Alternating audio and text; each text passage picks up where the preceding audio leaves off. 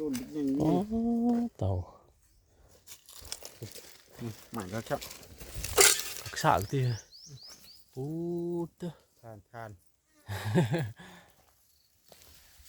น งานทานเป็นอาชีพทานเป็นอาชีพได้แถวนี้นะอยู่ให้อยู่หน้าบริเขาบ้านทานเป็นอาชีพทักทายพี่น้องคือเก่าทางเก่าคือสิคุ้นเคยอยู่ทางไหนกกอย่างวะเอากกย่างกับบ่แม่นฮะกกตะเบงบ่อันดอกตะเบงปิวแวงๆนะบ่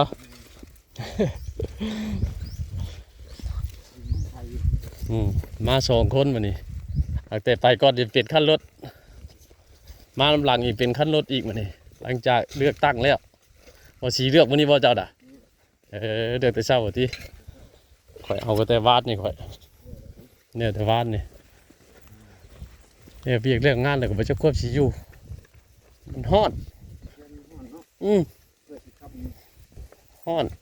มาหากินข้าวปลาคาบหนึ่งก็เอาแหละกินข้าวแล้วก็พักกันมื้อ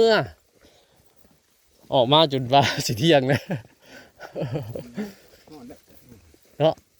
เป็นเที่ยงเลยเด้อไม่ใช่ให้ยืนตายืนลงคือลงไอ้นี่วะคือลงกลางไอ้นี่หักไปสิผ้าไปจ้ะเนาะตายืน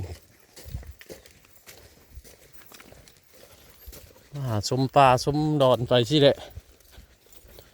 อันนี้แหละวังอย่างคนว่าวังอย่างก็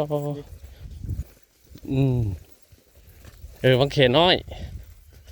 นี่ลงมานี่เราวังเขน้อยแต่ว่าตัวอันเฮาบ่มักเนี้ยลายวังเขน้อยเอาปลาลายให้ปีงลาย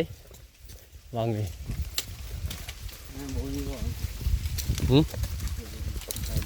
บ่มีตัวนี้นะบ่มีเอามันไปขาดอยู่มงท่าเกียนนี่ได้น้ำนะ